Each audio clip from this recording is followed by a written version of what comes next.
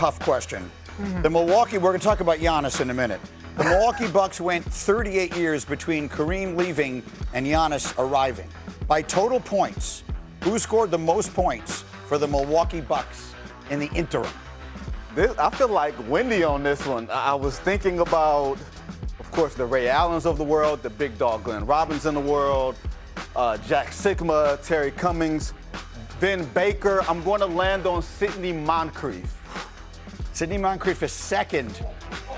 You said it. You had it. You said it. It's Glenn Robinson. It's the big dog, Glenn Robinson, by about 400 points ahead of Sidney Moncrief, then Michael Redd. Oh, yeah. And then Marcus Johnson. That's a brutally tough question. That's a very tough question. That's a tough one. I feel bad for my main man, Vinny, despite his Pistons take of earlier. All right. Speaking of Giannis, I want you to hear Windy yesterday on the prospects of the Cavaliers trading for him. I don't think you will be long before you start to hear Cavs attached to Giannis Antetokounmpo. Would they consider entering that market? You know, if they put Evan Mobley on the table, as hard as that would be, Evan Mobley is in his mid-20s. When they drafted Evan Mobley, okay, they drafted him to be another Giannis. What if they could turn him into Giannis?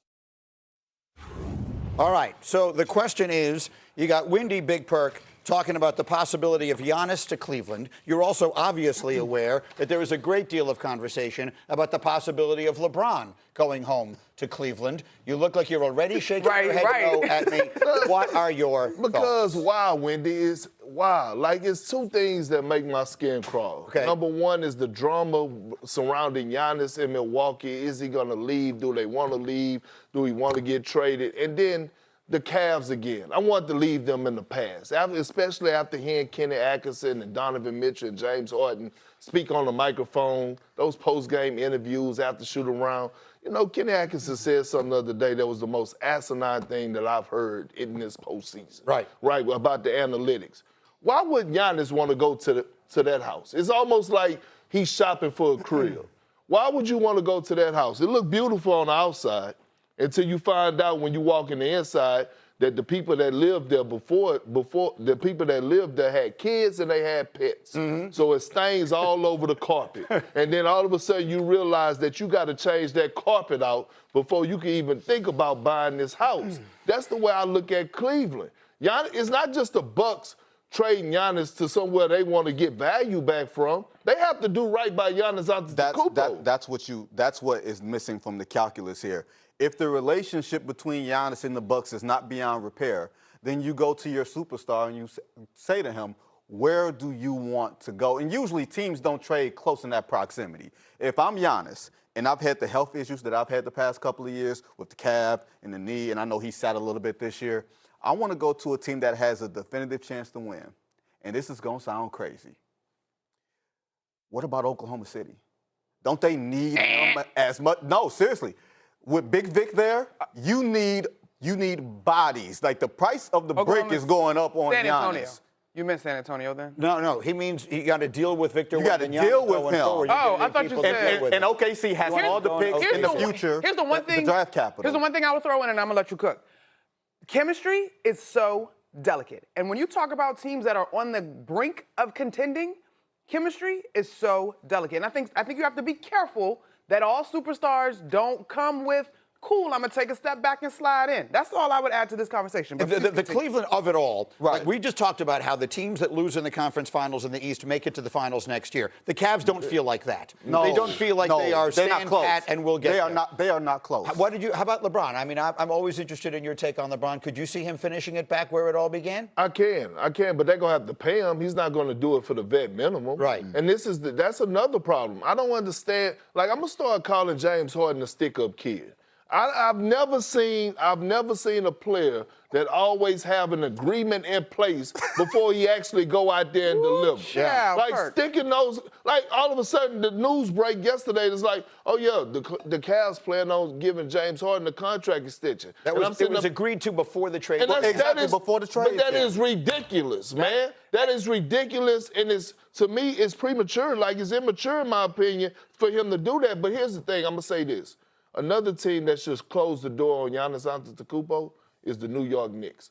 I don't want to hear anything else about Giannis to New York. You have that chemistry. You have your duo. Let that play out for the next 3 to 4 years with Brunson and Karl-Anthony Towns. I agree with that one, and I am really glad that this group got an opportunity to run it back. I know, Vinny, I know. But to me, the other thing about it, too, as good as Giannis has been, and I take nothing away from him being a top 5 MVP candidate, however long that stretch has been, but the injury that he has doesn't bode well for the style that he plays. I don't know that it's getting better. So are you sure you want to risk your house in the future? I wouldn't. That he does feel like he's teetering just a little close to being that guy who's always going to be hurt. Now, I'd love for him to prove that wrong. I'd love for him to have a bunch of healthy years and be the dominant player that he was again. But if I were risking my career on it, I'd be nervous about it. Miami, I would look at them. I think when What about Detroit? Him and Cade Cunningham.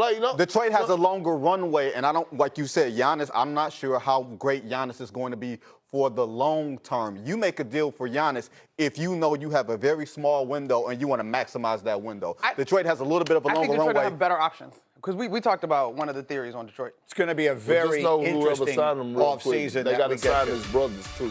We have two big UFL gotten. Marv Albert was on the call. The Chicago Bulls make their way to the NBA Final, and they have swept right through the competition. About to put the Pistons away in 4. As they are headed off, as time runs down, Pistons wasting no time in getting out of here. The Pistons just left. That's a three-pointer. With 4 9/10 seconds remaining, Michael Jordan moves on to the NBA championship round for the first time. As the Detroit Pistons walked off the floor before it was over, after beating Jordan all those times, Michael finally got him back. 3 times. It's a moment that lives in some degree of infamy. Yes. For a variety of reasons. Or delight. Were you in the building, Mr. Wilbon? Yes, I was. What are your feelings on this all these years later? Don't you dare. I got lots of feelings Vinny on is this from Detroit. because Vinny and I scream at each other about this for years. Isaiah Thomas is somebody I watched play basketball since he was 13 years old. He's on my Mount Rushmore of Illinois and Chicago basketball, all right? Along with Steph Curry, the only 2 small guards who have led their teams to championships. Total respect as a player for Isaiah. That, but I'm not going to say Isaiah led it, the loathsome Bill Laimbeer led it. That is a tacky, classless moment. I don't care that those guys go at each other. It's fine. They're worthy adversaries. They can do that all they want.